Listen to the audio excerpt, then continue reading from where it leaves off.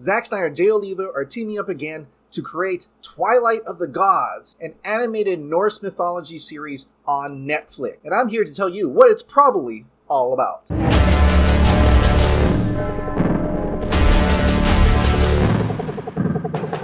Hi, I'm Chris Wong from the Ping Pong Flick Show. Now, everyone's excited to see Zack Snyder creating a lot of different projects over on Netflix. This newest project called Twilight of the Gods really piqued all of our curiosities. Yeah, I could have dug deep into Norse mythology. I could have went to the library, but I was too lazy to read. So what do one usually do? Well, I pretty much Googled that, then found some incredible videos, and of course, hit the Wikipedia. Now, Norse mythology is huge. There's so many different stories involving your most popular gods: Thor, Odin, Loki. Yeah, I know.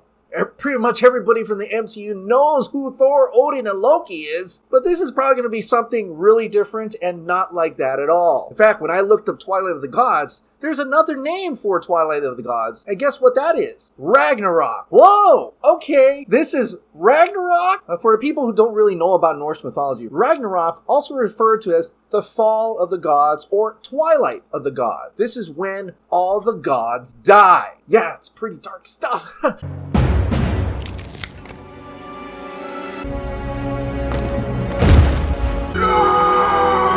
And it's probably not going to be like Thor Ragnarok at all. Thor Ragnarok is probably like what is Disney's The Little Mermaid to Hans Christian Andersen's pretty brutal and gory Little Mermaid. So it's possible Oliva and Zack Snyder are going straight to the source material and giving us some gritty, gory, very serious Ragnarok story. What is Ragnarok basically? Well, it kind of starts like this. There's this era of peace where Midgard, the home of mankind, Earth, appeasing the gods, they were getting cropped, and then the long winter came, and that's when chaos started to happen. And people are starving, the oceans are rising, tidal waves, hurricane, tornadoes, chaos, wars are starting, brothers fighting brothers, cats fighting dogs. Okay, maybe that's too much. I'm pretty sure it did happen though. As guardian gods knew, this was the moment. This was the start of Ragnarok.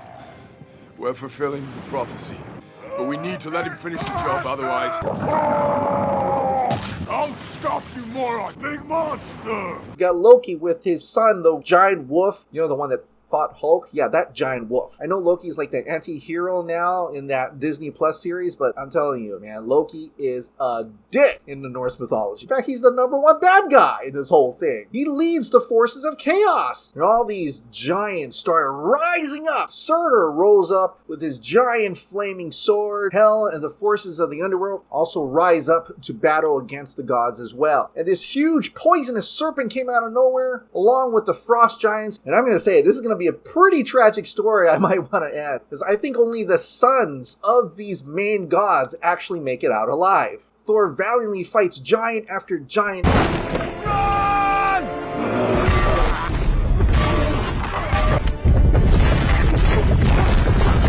Thor fights the mighty serpent, slays him, but unfortunately succumbs to the poison. Odin fights Loki's son and unfortunately dies himself. But don't worry, the wolf doesn't make it either. Then Loki does battle with Heimdall. That's right, Heimdall. You're the guy who guards the Rainbow Bridge. He does a lot more here than in the actual MCU. Heimdall and Loki duke it out to the end, both killing each other in the process.